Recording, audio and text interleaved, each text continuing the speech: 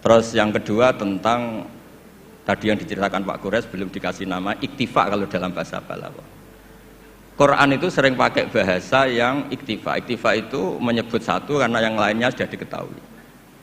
Atau dinisbatkan pada lawan bicara. Misalnya gini, kalau polisi bilang itu dibunuh oleh orang yang nggak dikenal, dicuri oleh orang yang nggak dikenal. Nggak dikenal itu binisbat kepada siapa? Kepada yang punya rumah kan. Kalau yang nyuruh kan tahu, teman malingnya kan tahu. Sodako rahasia, bagi yang dikasih kan tahu. Bilang rahasia binisbat ke siapa? Nah begitu juga Quran sering cerita, alladzina yu'minuna bil ghaibi. Semua orang Islam itu iman sama Nabi Muhammad SAW. Itu tidak ghaib, Nabi musyahad, Nabi maujud musyahad. Tapi iktifa bil ghaibi wa bil musyahad. Orang yang enggak kelihatan saja iman, apalagi sama yang kelihatan. Jadi ada lagi wa huwallazi yabda'ul khalqa tsumma yu'idu wa huwa ahwanu alaih.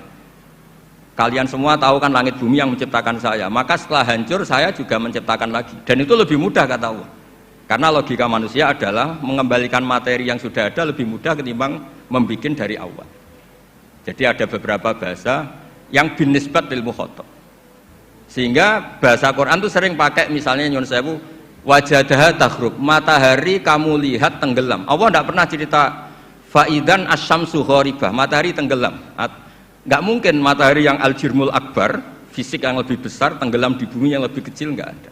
Tapi fi nazaril aini, menurut pandangan mata, matahari sekarang sudah tenggelam di gunung itu. Wajadaha taghrub. Nah, di ayat-ayat seperti ini Quran sangat fasih sekali, misalnya ngendikan watarul jibala tahsabuha jamidata wa hiya tamurru marras sahab.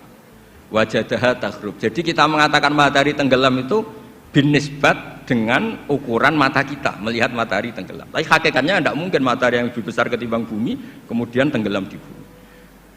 Nah makanya aturan-aturan tafsir yang dikatakan Pak Kures itu pilihannya dua. Kamu pura-pura nggak tahu saja sehingga GR jadi ahli tafsir. Atau ahli tafsir tugas karena UI butuh pusat studi tafsir terus ada yang daftar terus masuk gitu saja. Itu nggak ada ukurannya. Ukurannya pokoknya kroninya rektor masuk gitu. Kalau ukurannya dites ya mungkin yang lulus saya tok. Kalau dites itu yang lulus saya tok. Ya ini guyon tapi betulan katanya. Jadi apa ya gitu. Jadi memang nah yang tadi yang dikatakan Pak Kures memang benar bahwa banyak lafadz ta yang lil wahdah bukan lil jinsi. Memang Baqarah itu lil wahdah bukan lil jinsi. Dan memang di beberapa tafsir termasuk tafsir di Kemenak itu juga masih diberi kata betina. Itu satu-satunya kita bela itu nyari tafsir-tafsir yang kebetulan sejenis. Ada riwayat mengatakan itu unsan, ngintipnya kapan tapi memang di bahasa Arab tuh gitu ya. Makanya Abu Hanifah dulu pernah dibully, ditanya apa Namlatu Sulaiman. Beliau zaman itu mungkin belum ila darujatil mustahid, jawab perempuan. Alasannya qalat namlatun. Terus diingatkan sama ahli bahasa itu namlah liwahdatil jinsi karena dari kata ya ayuhan namlu ketika jenis pakai tanpa tak ya ayuhan namlu dkhulu masakinakum ketika sudah wahdah qalat namlatun. Makanya di antara argumentasinya Nabi Adam dulu nanti itu mau debat sama malaikat kan kata Allah kan wala taqrabu hadis syajarah, pohon itu berarti satu tok yang dilarang yang lainnya boleh.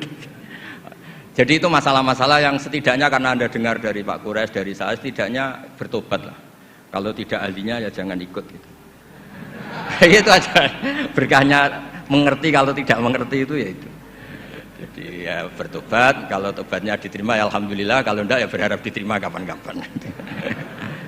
Nanti ini Pak Rektor biar ini di struktur UI itu atasan saya, tapi beliau sering ngaji sama saya, entah kuat yang mana, struktur guru sama supaya saling tawadhu itu karena kata Nabi, semua Nabi dikasih wahyu antawadhu hatta la yafkhara ahadun ala ahadin. Semuanya harus tawadhu sehingga tidak ada orang yang saling sombong. Enggak apa-apa, ada kalah, ada menang enggak apa-apa, malah bagus.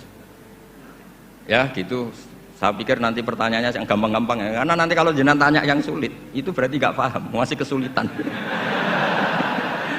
Kalau tanya yang mudah itu berarti Anda masih belum pinter. Coba nanti Anda milih.